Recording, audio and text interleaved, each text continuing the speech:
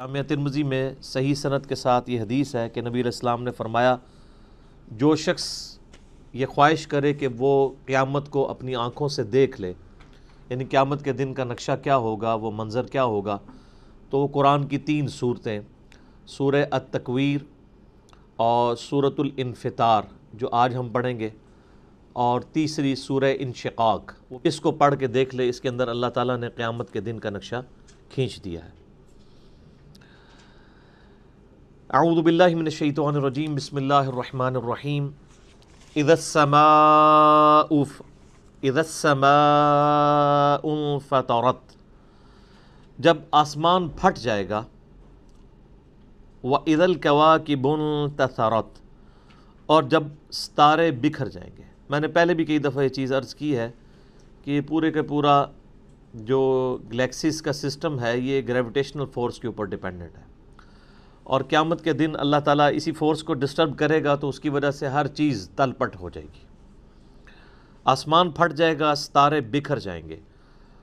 وَإِذَا الْبِحَارُ فُجِّرَتْ، اور سمندر بہنے لگیں گے۔ پہلے بھی کئی دفعہ یہ چیز عرض کی ہے کہ یہ آتش فشاں کا جو نظام ہے اس کرۂ ارض کے اندر، یہ اللہ تعالیٰ کی قدرت کا بڑا غیر معمولی ایک مظہر ہے، اور سمندروں کے اندر جب آتش فشاں پھٹتے ہیں اور لاوا سمندر اگلتے ہیں تو اس کی وجہ سے سمندروں کے اندر ویوز پیدا ہوتی ہیں، وہی سونامی کی فارم میں آ کے ٹکراتی ہیں، اور اسی کی وجہ سے جب یہ آتش فشاں اپنا لاوا اگلتے ہیں تو اس لاوے کی وجہ سے کئی ایک آئرلینڈز وجود میں آ جاتے ہیں، نئے نئے جزیرے وجود کے اندر آتے ہیں۔ اب آپ یہ امیجن کریں کہ قیامت والے دن جب اللہ تعالیٰ اس زمین کو کھینچے گا، وَإِذَا الْأَرْضُ مُدَّتْ، اور وَإِذَا آگے پھر آگے جاتا ہے کہ اللہ تعالیٰ جو ہے وہ زمین کو جو ہے وہ کوٹے گا اور بالکل فلیٹ کر دے گا جیسا کہ اللہ تعالیٰ چاہے گا، تو اس کی وجہ سے زمین کا جو لاوا ہے یہ باہر نکلے گا، یعنی جو سائنٹیفکلی ہمیں چیز سمجھ آتی ہے، واللہ عالم۔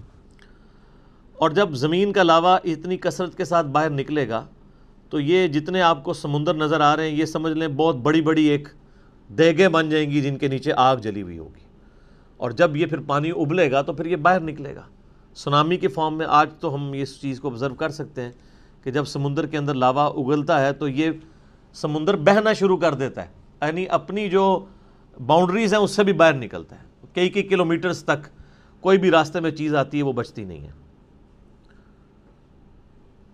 تو یہ اسی نقشے کو کھینچا جا رہا ہے کہ قیامت والے دن سمندر جو ہیں وہ بہنا شروع کر دیں گے، یعنی اس طرح ان کے نیچے گرمائش والا معاملہ ہوگا۔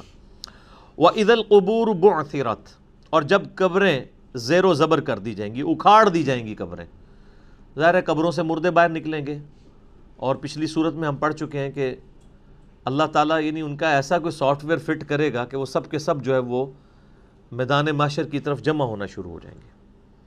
عَلِمَتْ نَفْسٌ مَّا قَدَّمَتْ وَأَخَّرَتْ، ہر جان لے گی جو کچھ اس نے آگے اعمال بھیجے تھے یا پیچھے چھوڑ کر آیا تھا، اپنے اثرات۔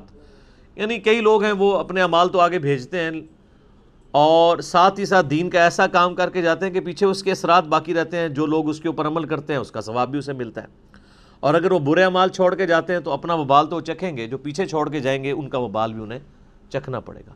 صحیح مسلم میں حدیث ہے کہ اللہ کے محبوب صلی اللہ علیہ وآلہ وسلم نے فرمایا، جس نے اسلام میں کوئی اچھا طریقہ جاری کیا تو جتنے لوگ اس کے اوپر عمل کریں گے اس کا ثواب اسے ملے گا۔ اچھی بدعت نہیں، سنتن حسنتن، اچھا طریقہ۔ جیسا کہ میں کہتا ہوں امام بخاری نے ایک اچھا طریقہ جاری کیا کہ نبی علیہ السلام کی احادیث کو کتابی شکل میں لکھا، حدیثیں وہی تھی کتابی شکل میں آئی، تو یہ ایک اچھا طریقہ ہے۔ اور آج کے دور میں اس کا اچھا طریقہ ہے کہ عربی سافٹ ویئرز بنائے گئے ہیں احادیث کی کتابوں کے، قرآن حکیم کے، اینڈرائڈ ایپس بن چکی ہیں، یہ سب کے سب اسلام میں اچھے طریقے ہیں۔ پہلے لوگ گٹھلیوں کے اوپر پڑھتے تھے، تسبیح کے دانوں پہ پڑھتے تھے، اب اس کی ماڈرن فارم جو ہے وہ الیکٹرانک کاؤنٹر کی شکل میں، یہ اسلام میں ایک اچھا طریقہ ہے۔ تو جس نے اسلام میں اچھا طریقہ جاری کیا، جتنے لوگ اس پر عمل کریں گے اس کا ثواب اس کو ملے گا اور ان کے اپنے ثواب میں بھی کمی نہیں ہوگی، اور جس نے اسلام میں برا طریقہ جاری کیا تو جتنے لوگ اس پہ عمل کریں گے اس کا وبال اس پہ ہوگا اور ان کے وبال میں بھی کمی نہیں آئے گی۔ یہ حدیث صحیح مسلم میں ہے۔ اور صحیح مسلم میں ایک اور حدیث ہے کہ نبی صلی اللہ علیہ وآلہ وسلم نے فرمایا جس شخص نے کسی کو ہدایت کی طرف رہنمائی کی تو جتنے لوگ اس راستے پہ چلیں گے اس کا ثواب اس شخص کو ملے گا۔ یعنی اس کائنات میں سب سے زیادہ نامہ اعمال میں جس کے ثواب جا رہا ہے وہ امام اعظم محمد رسول اللہ صلی اللہ علیہ وآلہ وسلم ہے، جنہوں نے پوری انسانیت کی رہنمائی کی ہے ہدایت کی طرف۔ اور جس شخص نے گمراہی کی طرف رہنمائی کی تو سب لوگوں کا وبال اس پر ہوگا اور ان کے اپنے وبال میں بھی کمی نہیں آئے گی۔ تو ایک تو معنی اس کا یہ ہے کہ ہر جان جان لے گی کہ جو اس نے نامہ اعمال اللہ کے حضور بھیجا تھا اور جو پیچھے نامہ اعمال چھوڑ کے آیا تھا، اچھا یا برا۔ اور ایک دوسرا معنی بھی اس کا بنتا ہے، عالمت نفس ما قدمت و اخرت، ہر جان جان لے گی کہ جو کچھ اس نے مقدم رکھا اور جس چیز کو مؤخر کیا، جس چیز کو اس نے پرائورٹی دی اور جس نے اس کو پرائورٹی نہیں دی، کس چیز کو۔ یعنی ایک شخص دنیا کی زندگی کو ترجیح دیتا ہے اور اللہ کو اور آخرت کو پیچھے ڈال دیتا ہے، تو وہ شخص پھر وہ دیکھ لے گا کہ دنیا میں جو اس نے ترجیح دی تھی نا دنیا کی زندگی کو اور اللہ کو پیچھے ڈال دیا تھا، اس کا وبال چکھ لے گا۔ اور جس نے اللہ کو ٹاپ پرائورٹی دنیا کی زندگی میں ترجیح اول مانا، یعنی اللہ کو آگے رکھا دنیا پیچھے رکھی، تو اس کی جزا بھی دیکھ لیں۔ تو یہ دونوں معنی بیک وقت درست ہیں۔ عالمت نفس ما قدمت، ہر جان جان لے گی جس چیز کو اس نے مقدم کیا، جس چیز کو اس نے پرائورٹی دی، وہ اخرت، اور جس کو پیچھے چھوڑ دیا۔ کسی نے اللہ کو پیچھے چھوڑا، دنیا کو ترجیح دے دی، کسی نے اللہ کو ترجیح دی اور دنیا کو پیچھے چھوڑ دیا۔ یہی قرآن حکیم کی جو عربک لینگویج ہے نا، اس کا کمال ہے کہ عربک لینگویج اتنی ورسٹائل لینگویج ہے کہ اس میں بیک وقت کئی ایک جو مفہوم ہے نا وہ ایک جملے کے اندر ادا ہو جاتے ہیں۔ اب یہ دونوں معنی بیک وقت بالکل درست ہیں۔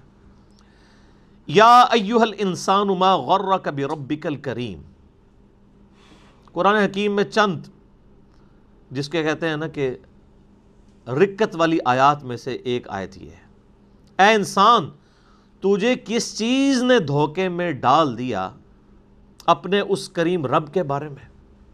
یعنی وہ رب جو کہ اپنی شان کے لائق اپنی باہیں پھیلائے ہوئے ہے کہ کوئی شخص اس کی رحمت میں داخل ہو جائے، اس رب سے تم دور بھاگ گئے۔ کس چیز نے تمہیں دھوکے میں ڈال دیا؟ وہ چیز ظاہر ہے دنیا کی محبت ہے، وہ بار بار قرآن حکیم میں اس چیز کا ذکر آتا ہے، اور اس چیز کو جو یوٹیلائز کرتی ہے پرسنالٹی وہ شیطان ہے۔ شیطان اور دنیا کی محبت یہی دو چیزیں ہیں کہ جو انسان کو اللہ سے غافل کرتی ہیں۔ نفس تو اعلی کار بنتا ہے ان چیزوں کا۔ تو اللہ تعالیٰ فرماتا ہے کہ اے انسان تجھے کس چیز نے اپنے اس کریم رب سے دھوکے میں ڈال دیا۔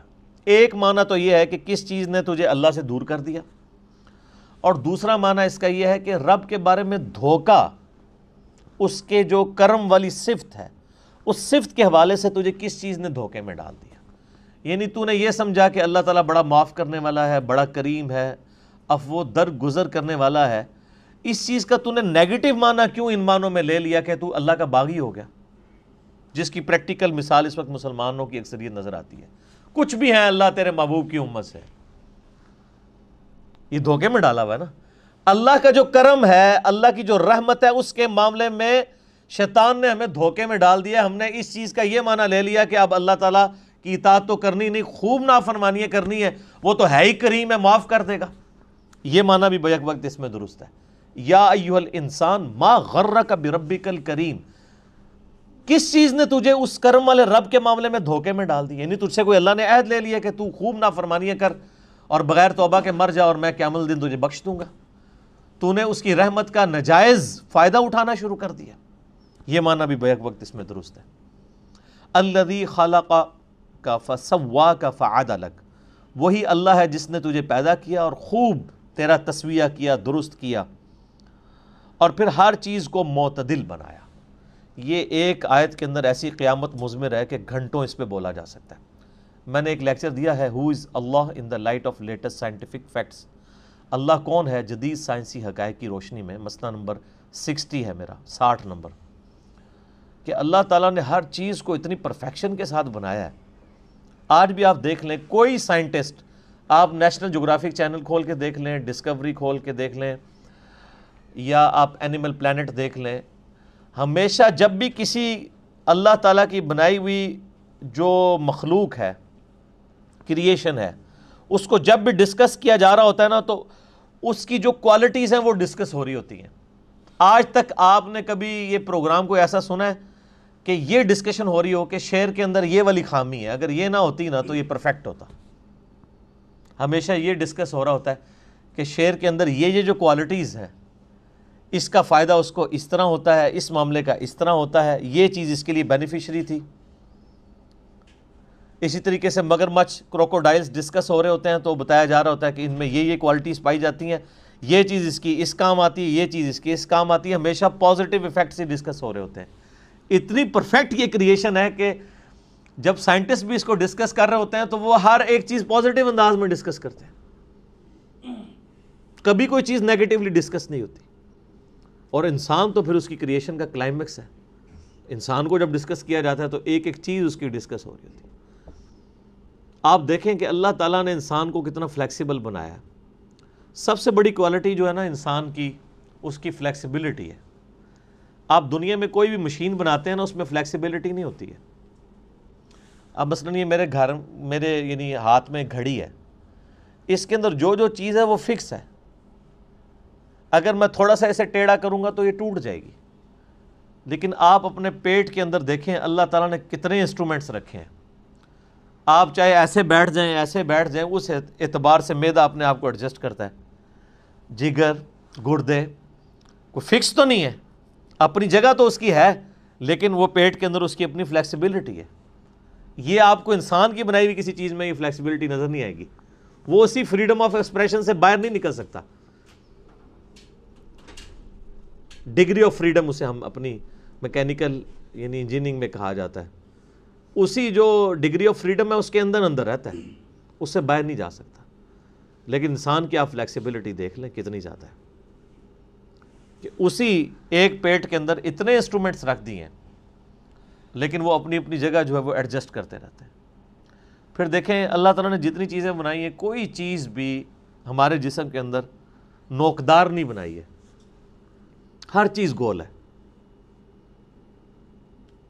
کوئی چونچ نکلی ہوئی ہے کسی کی، ایون اگر یہ ناک کی بھی چونچ ہے یہ بھی آگے سے گول ہے. انگلیاں بنائی ہیں، کسی انگلی کی چونچ ہے، گول ہے. ہاتھوں کو آپ دیکھ لیں، اس چیز کو دیکھ لیں، ہر جگہ آپ کو گولائی نظر آتی ہے. کان ہے تو گول ہے، یہ تو نہیں ہے کہ چوکور بنے ہوئے. اور اس کے اندر حکمت یہ ہے، اگر یہ چیزیں نوکدار ہوتی تو آپ کو بھی ڈسٹرب کرتی، دوسروں کو بھی ڈسٹرب کرتی. اسی لیے ہماری میکینیکل انجینئرنگ میں تو جب بھی کوئی مشین ڈیزائن کی جاتی ہے نا، تو اینڈ پہ اس کے اوپر فلٹ لگایا جاتا ہے، اس کے جتنے کارنرز ہیں نا ان کو گول کیا جاتا ہے، یا ایٹ لیسٹ شیمفر کر دیا جاتا ہے. جس طرح کہ میں نے ٹیبل کو شیمفر کیا ہوا یہاں سے کہ یہ کونا چبھے نہ کسی کو، شارپ کونا نہ رہے بلکہ کم ہو جائے. تو آپ دیکھتے ہیں جب کبھی بھی اس طرح یعنی چیزیں نٹ بھی ڈیزائن کیے جاتے ہیں تو ان کے کارنرز بھی اینڈ پہ جا کے گول کر دیے جاتے ہیں کسی کو چبھے نہ. تو یہ نیچر سے انسان نے لرن کی ہے ساری چیزیں.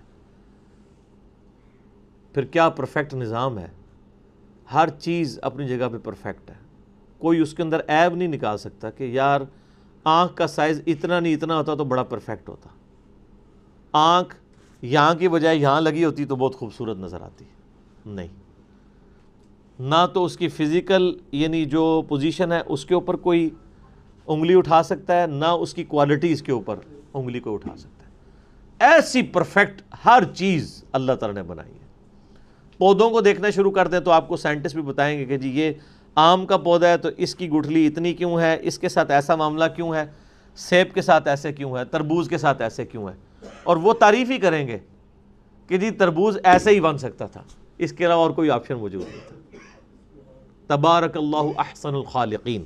اللہ تعالیٰ یعنی سب سے بہترین خالق ہے. انسان کو بھی اللہ نے تخلیق کا مادہ دیا ہے، لیکن وہ کریشن ایکس نہیلو نہیں ہے، عدم ماس سے وجود نہیں ہے، بلکہ اللہ کی بنائی ہوئی چیزوں کو یوٹیلائز کر کے ہم تخلیق کرتے ہیں. لکڑی اللہ نے بنائی ہے، ٹھیک ہے آپ اس کو کاٹ کے ٹیبل بنا لیں گے، کرسی بنا لیں گے، لیکن لکڑی نہیں کوئی بنا سکتا. وہ کریشن ایکس نہیلو اللہ تعالیٰ کی کوالٹی ہے. بدیع السماوات والارض. البدیع جو اللہ کا نام ہے، اس کا مطلب کیا ہے؟ بغیر کسی نمونے کے کوئی چیز ایگزسٹ نہیں کرتی تھی بنا دینا. یہ اللہ کی کوالٹی ہے. تو اللہ تعالیٰ کی دی ہوئی صلاحیتوں سے اللہ تعالیٰ کی مخلوقات کو یوز کر کے انسان بھی کریشن کرتا ہے. اور آپ دیکھ لیں انسان کو اللہ تعالیٰ نے کتنا دماغ دیا ہے. آج ہم نے ایسے جہاز بنا لیے ہیں جو 550 مسافروں کو لے کے، ایئر بس A380 کو دیکھ لیں، اس سے پہلے بوئنگ 747 تھا جمبو جیٹ، 450 مسافر اس میں آتے تھے، اس میں آلموسٹ 550 آتے ہیں.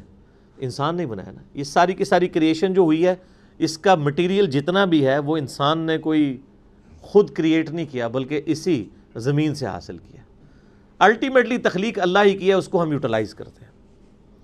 تو اللہ تعالیٰ ماتا ہے انسان ہم نے تجھے پیدا کیا، تیرا تسویہ کیا، اور کیا ہر چیز کو معتدل بنایا ہے. اتنی پرفیکشن کے ساتھ چیزیں بنائی ہیں. آپ یہ دیکھیں، یہ 4 انگلی ہیں نا سر، اس کے ساتھ یہ انگوٹھا لگایا ہے. آپ ایک لمحے کے لیے امیجن کریں کہ آپ کا انگوٹھا نہ ہو، یہ آپ 4 انگلیوں سے کچھ بھی نہیں کر سکتے، کوئی چیز پکڑ بھی نہیں سکتے. یہ ایک انگوٹھا کتنا امپورٹنٹ ہے کہ ہر چیز کی گرپ اس کے اوپر ڈیپینڈنٹ ہے.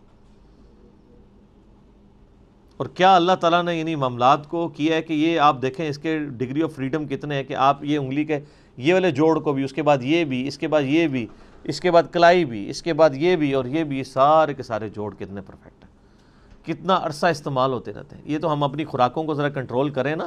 آپ دیکھ لیں جاپان کے اندر لوگ 100 سال کے بھی پرفیکٹ ہیں، ان کے گھٹنے بھی اسی طرح کام کر رہے ہیں، جوڑ بھی. تو یہ تو ہم نے خود خراب کیا نا. ان کے دانت بھی نہیں گرتے ہیں.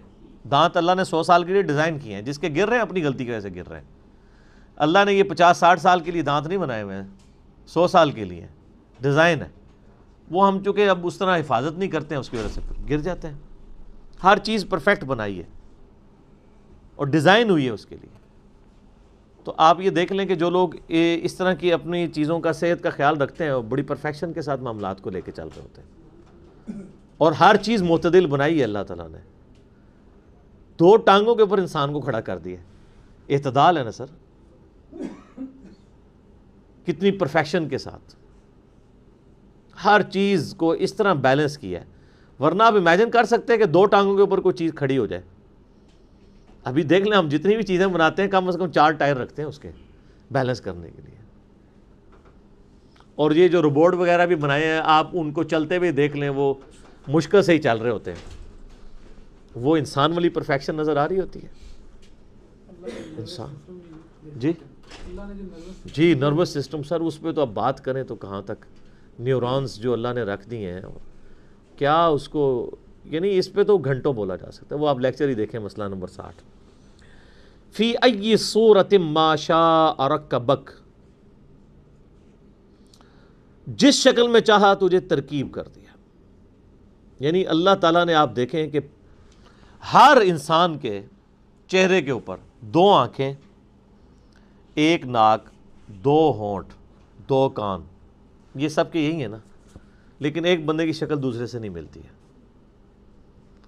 میتھمیٹکس میں تو فارمولہ بولا جاتا ہے، پاسبلٹیز یہ ہیں کہ 2n، یعنی اگر چہرے کے اوپر 5 چیزیں لگی ہیں نا تو 2n، 2 multiplied by 2 multiplied by 2 multiplied by 2 multiplied by 2، یہ پاسبلٹیز بنتی ہیں. لیکن یہاں تو اربوں کی پاسبلٹیز اللہ نے بنا دی ہیں. ہر انسان دوسرے سے مختلف بنا ہوا ہے. اور یہ تو آپ کو دیکھنے میں فرق نظر آ رہا ہے. یہ ٹوئنز جو دیکھنے میں بظاہر ایک نظر آتے ہیں، اگر آپ ان کی تھرمل پکچر ڈرا کریں نا، ان کے جسم کا جو تھرمل پکچر بھی بنتی ہے نا، آج کل ایئرپورٹس کے اوپر آپ کے یہ ریٹینا کی بھی امیج لیا جاتا ہے اور آپ کا ایک تھرمل امیج بھی بنتا ہے. 2 بالکل ایک جیسے ہم شکل لوگ ہیں نا، اگر آپ ان کا یعنی ہیٹ کا جو امیج ڈرا کریں گے بالکل دونوں سے مختلف ہوگا. سر یہ ایک انگلی جو ہے، اس کا جو فنگر پرنٹ ہے، یہ دنیا میں دوسرے بندے کے ساتھ میچ نہیں کرتا. کتنی زبردست پرفیکشن ہے. یہ سبحان اللہ کہنا کو دل چاہتا ہے. اللہ اکبر کبیرہ والحمد للہ کثیرہ وسبحان اللہ بکرۃ واصیلا. تو اللہ تعالیٰ فرماتا ہے جیسی شکل اس نے چاہی تیرے لیے وہ بنا دی. کسی شخص نے اپنی شکل خود چوز نہیں کی ہوئی ہے، اسی لیے شکل کے اندر عیب بھی نہیں نکالنا چاہیے. بخاری مسلم میں حدیث ہے، نبی علیہ السلام نے چہرے پہ تھپڑ مارنے سے بھی منع فرمایا. یہ اللہ تعالیٰ کی کریشن کا کلائمیکس ہے نا. دیکھیں نا سورت کو اللہ فرماتا ہے جیسے میں نے چاہا سورت بنائی. کلا بل تکذبون بالدین، یہ سچ ہے کہ تم جھٹلاتے ہو روز جزا کو. وَإِنَّ عَلَيْكُمْ لَحَافِظِينَ، جبکہ ہم نے بے شک تمہارے اوپر محافظ مقرر کیے ہوئے ہیں. یعنی قیامت کا دن قائم ہونا ہے، اور یہ جو کچھ تم دنیا میں کر رہے ہو یہ محافظین ہیں تم پہ، جو تمہارے ایک ایک عمل کا ریکارڈ کر رہے ہیں. اور وہ بھی صرف ہماری تسلی کے لیے، وہ ریکارڈ نہ بھی کریں، اللہ کا علم ہی کافی ہے. کرامن کاتبین، وہ لکھنے والے، یعنی اللہ تعالیٰ کی طرف سے معزز فرشتے مامور ہیں. یعلمون ما تفعلون، وہ جانتے ہیں جو کچھ تم کرتے ہو. انسان جو کچھ کرتا ہے وہ نوٹ کر لیتے ہیں.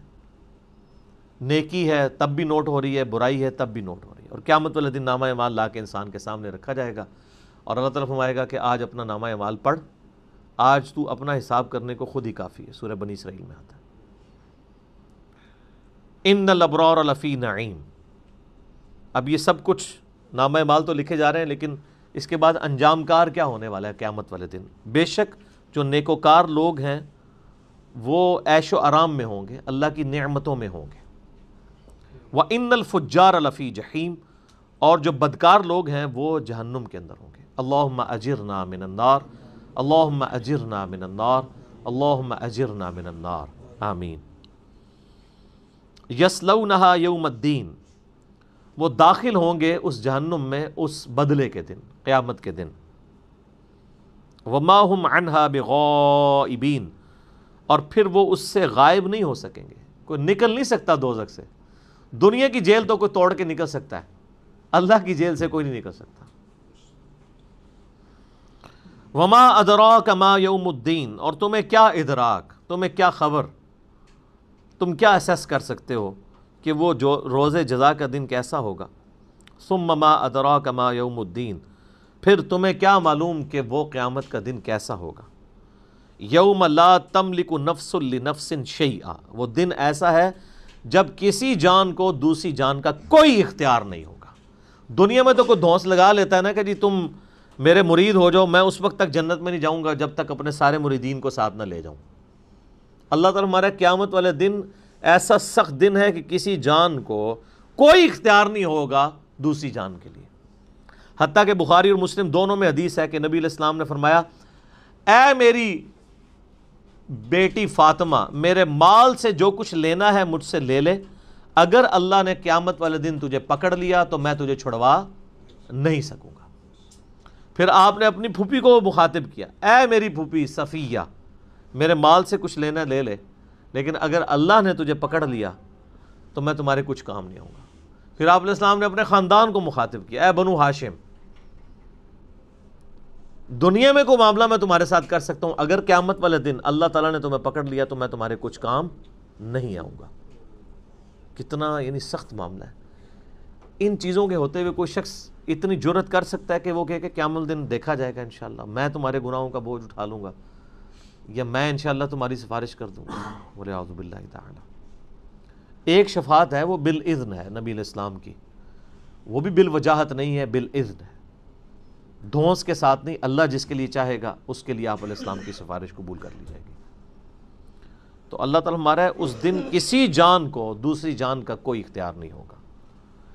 وَالْأَمْرُ يَوْمَئِذٍ لِلَّهِ، اور اس دن سارے کا سارا حکم اللہ ہی کا ہوگا. اچھا یہ بڑی کانٹے کی بات ہے، حکم تو ادھر بھی اللہ کا ہے، تو قیامت والے دن ہر حکم اللہ ہی کا ہونا تو کوئی نئی بات نہیں ہے. نئی بات ہے اس لیے کہ قیامت والے دن دوسرے کسی کی مرضی نہیں چلے گی. اس دنیا میں اللہ کے علاوہ بھی اور لوگوں کی مرضیاں چل رہی ہیں، انسان اپنی مرضی کی زندگی گزار رہے ہیں کیونکہ اللہ نے اختیار دیا ہے. اِنَّا هَدَيْنَاهُ السَّبِيلَ إِمَّا شَاكِرًا وَإِمَّا كَفُورًا. ہم نے ہدایت کا راستہ واضح کر دیا ہے، چاہے تو شکر گزاری کی روش اختیار کرو، خواہ ناشکری کی. یعنی کبھی ایسا نہیں ہوگا کہ اذان کی آواز آئے اور آپ مسجد کی طرف چلیں تو شیطان آپ کو روک لے فزیکلی آ کے کہ میں تمہیں مسجد میں نہیں جانے دوں گا. ایسا نہیں ہوگا. اور نہ ایسا ہوگا کہ اذان کی آواز آئے اور آپ مسجد میں جانا نہ چاہیں، آٹومیٹکلی آپ کے قدم اٹھ کے مسجد تک آپ پہنچیں. ایسا نہیں ہوگا. ایسا ہوتا نا اگر، پھر اللہ کا حکم چل رہا ہوتا. آپ دیکھیں کہ اللہ تعالیٰ نے اتنا با اختیار بنایا، آپ اپنے اعضاء کو اپنی مرضی سے حرکت دیتے ہیں. ٹھیک ہے کہ پوٹینشلی طاقت اس نے رکھی ہے، لیکن بہرحال وہ کر رہے تو آپ خود ہو رہے ہوتے ہیں. اپنی مرضی سے آپ کھانا کھا رہے ہوتے ہیں، اپنی مرضی سے ہاتھ برائی کی طرف بڑھاتے ہیں یا اچھائی کی طرف. ظاہر ہے اللہ کی طرف تو اسے منسوب نہیں کریں گے. اللہ نے تو پوٹینشیل اختیار آپ کو دیا ہے، اس کے بعد آپ کی مرضی ہے جو مرضی کریں. تو دنیا میں انسان کو بھی اختیار ہے، دنیا میں جنات کو بھی اختیار ہے کہ وہ اپنی مرضی سے شکر گزاری کی روش اختیار کر سکتے ہیں، ناشکری کی روش بھی. نافرمانی کریں گے تو کوئی پکڑ نہیں آئے گی دنیا میں، اور اگر کوئی تابع فرمان رہیں گے تو کوئی آپ کو ہار نہیں پہنایا جائے گا. آخرت کے اندر فیصلہ ہوگا. لیکن آخرت میں جا کے یہ والا معاملہ نہیں ہوگا کہ جو آپ دنیا میں کر رہے ہیں وہی آپ کی مرضی چلے. دنیا میں ہمارے اعضاء ہماری مرضی سے چل رہے ہیں نا. لیکن سورہ حامیم سجدہ سورت نمبر 41 میں اللہ تعالیٰ فرماتا ہے کہ قیامت والے دن انسان کے اپنی اعضاء اس کے کیے ہوئے، ایون اس کی کھال بھی گواہی دے گی اس کے اوپر. منہ پہ تو مور لگا دی جائے گی. پھر انسان کہے گا کہ اپنے اعضاء سے مخاطب ہوگا کہ میرے ہاتھ تو یہ میرے تھے، تم نے میری خلاف گواہی کیوں دی؟ تو ہاتھ بول کے کہیں گے، پاؤں، آنکھیں، کھال، جسم کا ایک ایک عضو بول کر کہے گا کہ آج ہمیں اس اللہ نے زبان دے دی ہے جس نے ہر چیز کو زبان دی تھی دنیا کے اندر. دنیا میں ہمارے ہاتھ خاموش ہیں، لیکن قیامت الدین یہ بولیں گے، حق میں یا خلاف گواہی دیں گے. تو یعنی ہمارا یہ والا اختیار بھی ہم سے چھین لیا جائے گا. حتیٰ کہ قرآن حکیم میں آتا ہے کہ قیامت والے دن جب اللہ تعالیٰ کی ایک شان دکھائی جائے گی، ساکھ کھولی جائے گی، تو ساری مخلوقات سجدے میں گریں گی. لیکن جنوں انس میں سے صرف وہی لوگ سجدے میں گرنے میں کامیاب ہوں گے جو دنیا میں اللہ کو سجدہ کیا کرتے تھے.